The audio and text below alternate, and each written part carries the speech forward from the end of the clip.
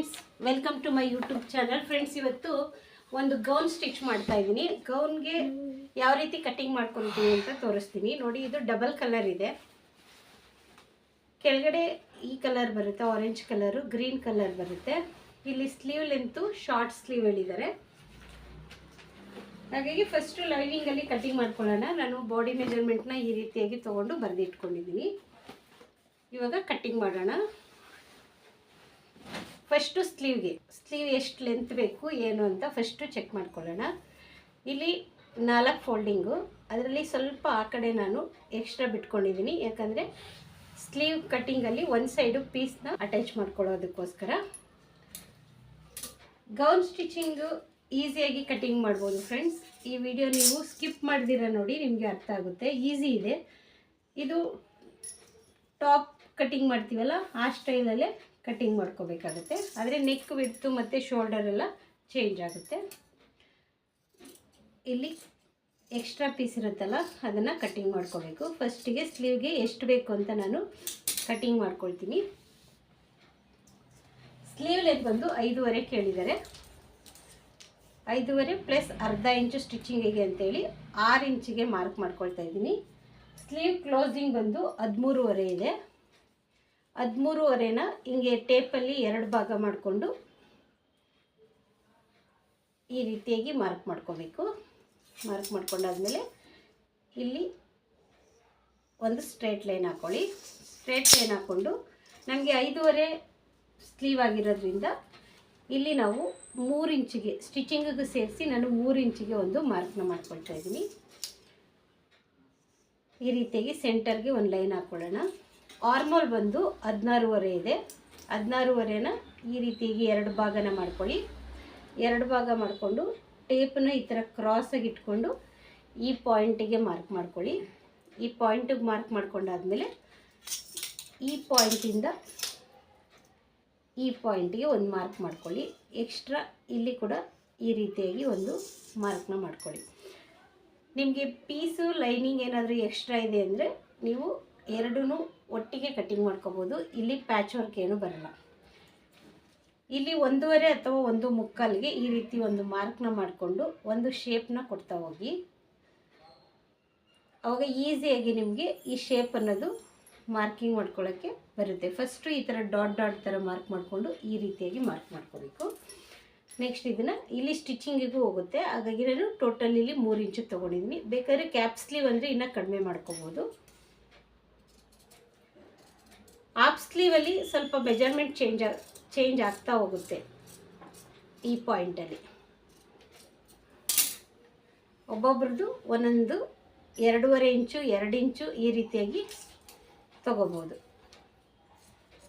ನೋಡಿ ಇಷ್ಟು. ಈಗ ಸ್ಲೀವ್ ಕಟ್ಟಿಂಗ್ ಆಯಿತು. ಇಲ್ಲಿ ನ್ಯಾಚ್ನ ಹಾಕ್ಕೋಬೇಕು. ಇದಾದಮೇಲೆ ನಾವು ಫ್ರಂಟ್ ಟು ಬ್ಯಾಕನ್ನು ಕಟ್ಟಿಂಗ್ ಮಾಡ್ಕೋಬೇಕು. ಇಲ್ಲಿ ಫ್ರಂಟ್ ಟು ಬ್ಯಾಕ್ ಬಂದು ಬ್ಲೌಸ್ ಥರ ಕಟ್ಟಿಂಗ್ ಇರಲ್ಲ. ಯಾಕಂದರೆ ಟಾಪ್ ಕಟ್ಟಿಂಗ್ ಮಾಡ್ತೀವಲ್ಲ ಆ ರೀತಿಯಾಗಿ ಕಟ್ಟಿಂಗ್ ಮಾಡ್ಕೋಬೇಕು. ಫಸ್ಟಿಗೆ ನಾನು ಇಲ್ಲೊಂದು ಸ್ಟ್ರೇಟ್ ಲೈನ್ನ ಹಾಕ್ಕೊಳ್ತೀನಿ. ಸ್ಟ್ರೇಟ್ ಲೈನ್ ಹಾಕ್ಕೊಂಡು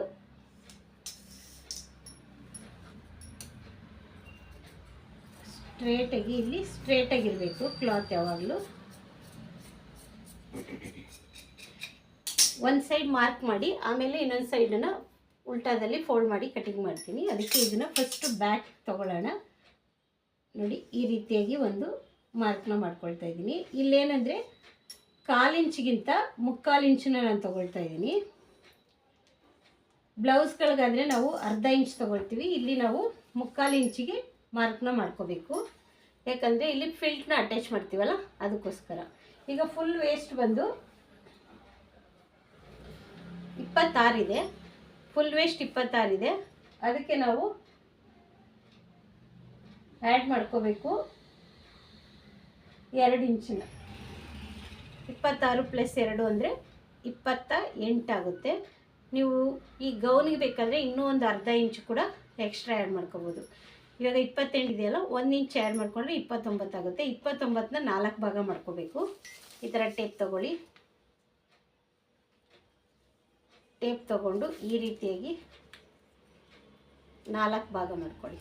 4 ಭಾಗ ಮಾಡಿಕೊಂಡ್ರೆ ನಿಮಗೆ ಎಷ್ಟು ಬರುತ್ತೆ ಅಂದರೆ 7 ಕಾಲು ಬರುತ್ತೆ. 7 ಕಾಲಿಗೆ ಒಂದು ಈ ರೀತಿಯಾಗಿ ಒಂದು ಮಾರ್ಕ್ ಮಾಡಿಕೊಂಡು ಇಲ್ಲಿ 1.5 ಇಂಚು ಅಥವಾ 2 ಇಂಚು ಇಷ್ಟನ್ನ ನೀವು ಇಲ್ಲಿ ಮಾರ್ಕ್ ಮಾಡ್ಕೊಳ್ಳಿ. ಒಂದು ಸ್ಟೆಪ್ ಆಯಿತು. ಇವಾಗ ಈ ಗೌನ್ಗೆ ಎಷ್ಟು ಲೆಂತ್ ಅಂದರೆ 15 ಇಂಚು. 15 ಇಂಚನ್ನ ನಾನು ತೊಗೊಂಡಿದ್ದೀನಿ, ಪ್ಲಸ್ ಅರ್ಧ ಇಂಚು ಸೇರಿಬಿಟ್ಟು 15.5 ಇಂಚಿಗೆ ಮಾರ್ಕ್ ಮಾಡ್ಕೊಳ್ತಾ ಇದ್ದೀನಿ. ನೋಡಿ ಹೀಗೆ ಎರಡು ಮಾರ್ಕ್ನ ಮಾಡ್ಕೋಬೇಕು. 2 ಮಾರ್ಕ್ ಮಾಡಿಕೊಂಡು ಈ ರೀತಿಯಾಗಿ ಒಂದು ಲೈನ್ ಹಾಕ್ಕೋಬೇಕು. ಈಗ ಇದನ್ನು ನಾನು ಡಬಲ್ ಫೋಲ್ಡಿಂಗ್ ಮಾಡ್ಕೊಳ್ತಾ ಇದ್ದೀನಿ. ನೋಡಿ ಈ ರೀತಿಯಾಗಿ ನಮಗೆ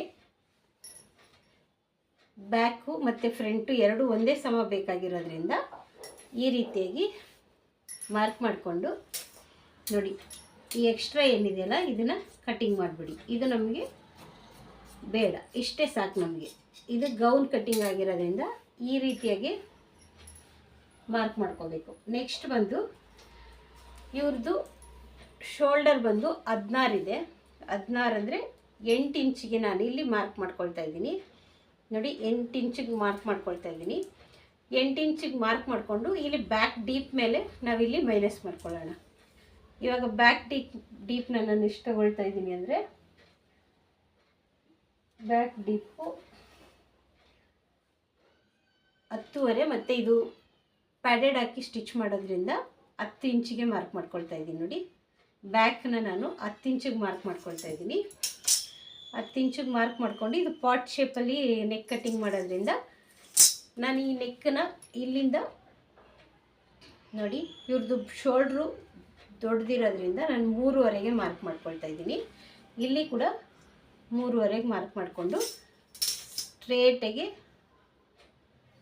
ಒಂದು ಮಾರ್ಕ್ ಮಾಡ್ಕೊಳ್ತೀನಿ.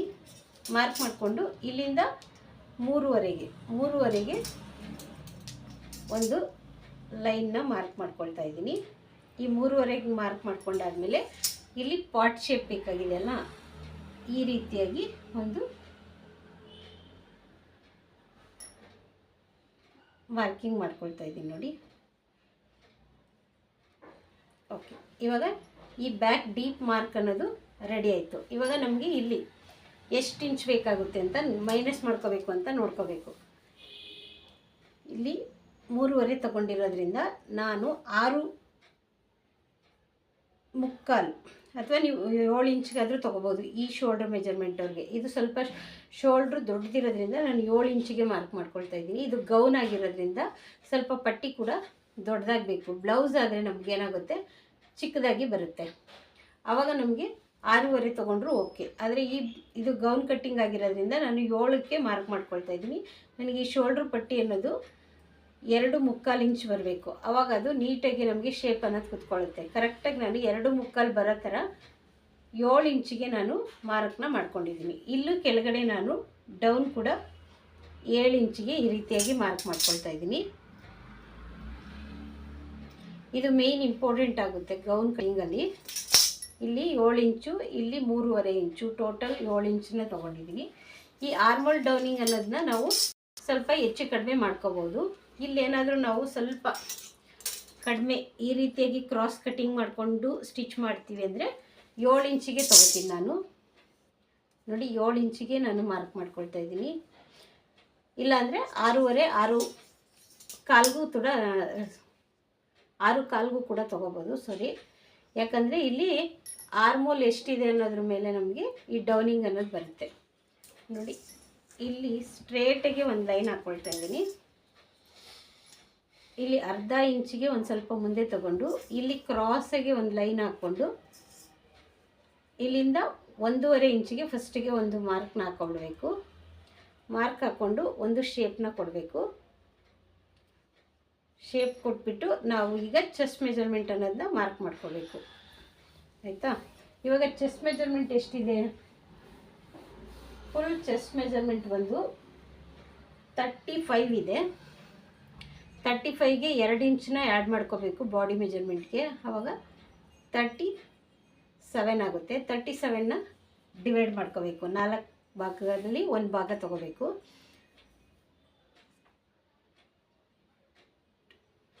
9.25 ಬರುತ್ತೆ. ಇಲ್ಲಿಗೆ 9 ಕಾಲಿಗೆ ಒಂದು ಮಾರ್ಕ್ ಮಾಡ್ಕೋಬೇಕು. ಇವಾಗ ನೋಡಿ ನಾವಿಲ್ಲಿ ಮಾರ್ಕ್ ಮಾಡ್ಕೊಂಡಿದ್ದೀವಲ್ಲ, ಇದನ್ನು ಈ ಶೇಪ್ ಅನ್ನೋದನ್ನ ಇಲ್ಲಿಗೆ ಕರೆಕ್ಟಾಗಿ ಶೇಪ್ ಮಾಡ್ಕೋಬೇಕು. ಈಗ ಆರ್ಮೋಲ್ ಚೆಕ್ ಮಾಡಿಕೊಂಡು ನಾವು ಇದನ್ನು ಮೇಲೆ ಕೆಳಗಡೆ ಮಾಡ್ಕೋಬೇಕು. ಈಗ ಆರ್ಮೋಲ್ ಬಂದು 16.5 ಇದೆ. ಇಲ್ಲಿ ಸ್ಟಿಚಿಂಗಿಗೆ ಅರ್ಧ ಇಂಚನ್ನ ಬಿಡ್ತಾ ಇದ್ದೀನಿ ನಾನು. ಅರ್ಧ ಇಂಚು ಬಿಟ್ಟು ನಮಗೆ ಆರ್ಮೋಲ್ ಅನ್ನೋದು ಬೇಕೀಗ. ನೋಡಿ 7.5 ಬಂದಿದೆ. ಇಲ್ಲಿ ಅರ್ಧ ಇಂಚನ್ನ ನಾವು ಕಟ್ ಮಾಡ್ತೀವಲ್ಲ, ಅದಕ್ಕೋಸ್ಕರ ಈಗ ಒಂದ್ಸರಿ ಚೆಕ್ ಮಾಡ್ಕೊಳ್ಳೋಣ. ನೋಡಿ 8 ಇಂಚ್ ಬರ್ತಾ ಇದೆ. ಈ 8 ಇಂಚ್ ಬಂದಾಗ ನಾವೇನು ಮಾಡಬೇಕು, ಒಂದು ಸ್ವಲ್ಪ 7 ಇಂಚ್ ಇದೆಯಲ್ಲ, ಒಂದು ಲೈನ್ನ ಕೆಳಗಡೆ ಹಾಕ್ಕೊಂಡು ಮಾರ್ಕಿಂಗ್ನ ಮಾಡಿಕೊಂಡು ಚೆಕ್ ಮಾಡ್ಕೋಬೇಕು. ಇಲ್ಲಿ ಮೇಯ್ನ್ ಇಂಪಾರ್ಟೆಂಟ್ ಅಂದರೆ ಆರ್ಮೋಲು. ಇವಾಗ ನಾವು ಸ್ಲೀವ್ ಏನಾರ ಕಟ್ಟಿಂಗ್ ಮಾಡಿದ್ದೀವಿ ಅಂದರೆ ಅದರಲ್ಲೂ ಕೂಡ ನಾವು ಚೆಕ್ ಮಾಡ್ಕೋಬೋದು. ನೋಡಿ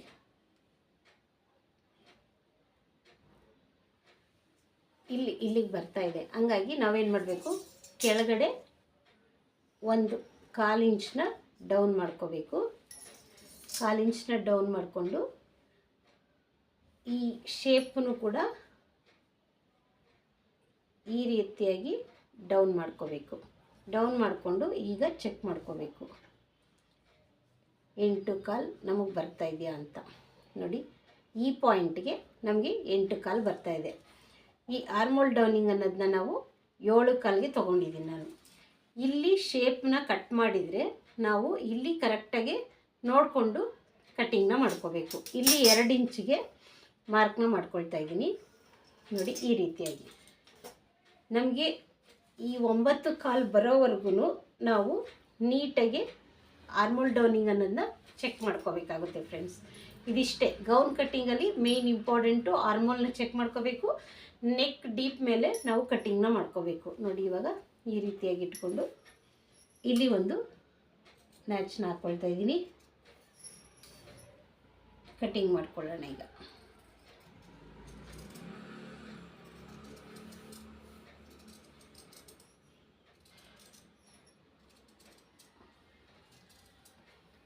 ನೀಟಾಗಿ ಶೇಪ್ನ ತಿರುಗಿಸ್ಕೋಬೇಕು. ಇಲ್ಲಿ ಗೌನ್ ಕಟ್ಟಿಂಗಲ್ಲಿ ಮೇಯ್ನ್ ಇಂಪಾರ್ಟೆಂಟ್ ಅಂದರೆ ಆರ್ಮೋಲು. ಇಲ್ಲಿ ನಾವು ಕ್ರಾಸಾಗಿ ಹಾಕ್ಕೊಬಾರ್ದು ಯಾವಾಗಲೂ, ಬ್ಲೌಸ್ ಕಟ್ಟಿಂಗ್ ಥರ.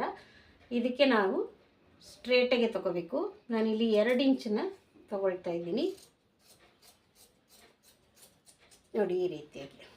ಈಗ ಇಲ್ಲಿ ಒಂದು ನ್ಯಾಚ್ನ ಹಾಕ್ಕೊಳ್ತಾ ಇದ್ದೀನಿ. ಇಲ್ಲಿ ಬಂದು ನಾನು ಗೌನ್ ಕಟ್ಟಿಂಗ್ ಆಗಿರೋದ್ರಿಂದ ಅರ್ಧ ಇಂಚು ಕ್ರಾಸಾಗಿ ಫಸ್ಟೇ ಕಟ್ಟಿಂಗ್ನ ಮಾಡ್ಕೊಳ್ತಾ ಇದ್ದೀನಿ. ಇವಾಗ ಬ್ಯಾಕ್ ಪಾರ್ಟ್ ಅನ್ನೋದು ರೆಡಿ ಆಯಿತು. ಫ್ರಂಟಲ್ಲಿ ಯಾವ ನೆಕ್ ಬೇಕಂತ ನೋಡ್ಕೋಬೇಕು. ನೋಡಿ ಈ ರೀತಿಯಾಗಿ ಕಟ್ಟಿಂಗ್ ಮಾಡ್ಕೋಬೇಕು. ಇಲ್ಲಿ ಬ್ಯಾಕ್ನು ನಾನು ಇವಾಗ ಕಟ್ಟಿಂಗ್ ಮಾಡಿ ತೋರಿಸ್ತೀನಿ. ಇದು ಪ್ಯಾಡೆಡ್ ಬ್ಲೌಸ್ ಆಗಿರೋದ್ರಿಂದ ಬ್ಯಾಕ್ ಡೀಪ್ ಇರಬೇಕು. ಮೇಲಿಂದ ಗೌನ್ನ ವೇರ್ ಮಾಡುವಾಗ ನಮಗೆ ಡೀಪ್ ಜಾಸ್ತಿ ಬೇಕಾಗುತ್ತೆ. ಹಾಗಾಗಿ ನೋಡಿ ಈ ರೀತಿಯಾಗಿ ಯಾವುದು ನೆಕ್ ಯಾವ ಶೇಪ್ ಆದ್ರೂ ಕೊಟ್ಕೋಬೋದು. ಈ ರೀತಿಯಾಗಿ ಬ್ಯಾಕ್ ಬರುತ್ತೆ. ಈಗ ಫ್ರಂಟ್ನ ನಾನು ಸ್ವೀಟ್ ಆರ್ಟ್ ನೆಕ್ಕಲ್ಲಿ ಕೊಡ್ತೀನಿ. ಮತ್ತು ಇಲ್ಲಿ ಫ್ರಂಟು ಶೇಪು ಈ ರೀತಿಯಾಗಿ. ಇಲ್ಲಿ ಏನಂದರೆ ನಾವು ಕೆಳಗಡೆ ಮಾರ್ಕ್ ಮಾಡಿದ್ವಲ್ಲ, ಅದು ಕಾಣಿಸ್ತಾ ಇತ್ತು. ಹಾಗಾಗಿ ನಾನು ಅದರಲ್ಲೇ ಒಂದು ಮಾರ್ಕ್ನ ತೊಗೊಂಡಿದ್ದೀನಿ. ಅರ್ಧ ಇಂಚು ಫ್ರಂಟನ್ನ ಮಾರ್ಕ್ ಮಾಡ್ಕೋಬೇಕು. ಆದಷ್ಟು ಫ್ರಂಟ್ ಶೇಪು ಇಲ್ಲಿಂದ ತಗೊಳ್ಳಿ, ಸ್ವಲ್ಪ ಮೇಲೆಯಿಂದ ತಗೊಳ್ಳಿ. ಆಗ ರಿಂಕಲ್ ಬರಲ್ಲ, ನೀಟಾಗಿ ಬರುತ್ತೆ ಈ ರೀತಿಯಾಗಿ. ಈಗ ಫ್ರಂಟು ಎಷ್ಟು ಇಂಚ್ ತೊಗೊಂಡಿದ್ದೀವಿ, 3.5 ಇಂಚು. ಈ 3.5 ಇಂಚು ಈ ರೀತಿಯಾಗಿ ಸ್ಟ್ರೇಟಾಗಿ ಒಂದು ಲೈನ್ನ ಹಾಕ್ಕೊಳ್ಳೋಣ. ನೆಕ್ ಫ್ರಂಟು ಡೀಪ್ ಎಷ್ಟು ಇರ್ತೀವಿ, ಎಷ್ಟು ಮೆಜರ್ಮೆಂಟ್ ತೊಗೊಂಡಿರ್ತಾರೆ ಅದ್ರ ಮೇಲೆ ನಾವು ಮಾರ್ಕಿಂಗ್ ಮಾಡ್ಕೋಬೇಕು. ಇಲ್ಲಿಂದ ನಾನು ಈ ಪಾಯಿಂಟ್ ಕ್ರಾಸ್ ಪಾಯಿಂಟಿಂದ 7 ಇಂಚಿಗೆ ಮಾರ್ಕ್ ಮಾಡ್ಕೊಳ್ತಾ ಇದ್ದೀನಿ. ಇಲ್ಲಿಂದ 6.5 ಬರುತ್ತೆ ನಮಗೆ. 6.5ಗೆ ಒಂದು ಸ್ಟ್ರೇಟ್ ಲೈನ್ನ ಹಾಕ್ಕೋಬೇಕು. ಸ್ಟ್ರೇಟ್ ಲೈನ್ ಹಾಕ್ಕೊಂಡು ಇದಕ್ಕೆ ಶೇಪ್ನ ಕೊಡಬೇಕು. ನೋಡಿ ಈ ರೀತಿಯಾಗಿ ನಾನು ಈ ರೀತಿಯಾಗಿ ಒಂದು ಶೇಪ್ನ ಕೊಡ್ತಾ ಇದ್ದೀನಿ ಅಷ್ಟೇ. ಇದು ಈಸಿಯಾಗಿ ಕಟ್ಟಿಂಗ್ ಮಾಡೋದು. ಸ್ಟಿಚಿಂಗ್ ಕೂಡ ತುಂಬ ಈಸಿಯಾಗಿರುತ್ತೆ. ಆದರೆ ಕಟ್ಟಿಂಗ್ ಮಾತ್ರ ನಿಧಾನಕ್ಕೆ ನೋಡಿಕೊಂಡು ಮಾಡಬೇಕಾಗುತ್ತೆ. ಈ ರೀತಿಯಾಗಿ ನೆಕ್ ಬರುತ್ತೆ. ಇದು ಫ್ರಂಟು ಮತ್ತು ಇದು ನಿಮಗೆ ಬ್ಯಾಕ್ ಕಟ್ಟಿಂಗು. ಮತ್ತು ಫ್ರಂಟಲ್ಲಿ ನಮಗೆ ಡಾಟ್ ಬೇಕಾಗುತ್ತೆ. ಫ್ರಂಟಲ್ಲಿ ಮೇನ್ ಏನಂದರೆ ಲೂಸ್ ಬೇಕಾಗುತ್ತಲ್ಲ, ಇಲ್ಲಿಂದ ಇದು ಸೆಂಟರ್ ಪಾಯಿಂಟಿಂದ ನಾನು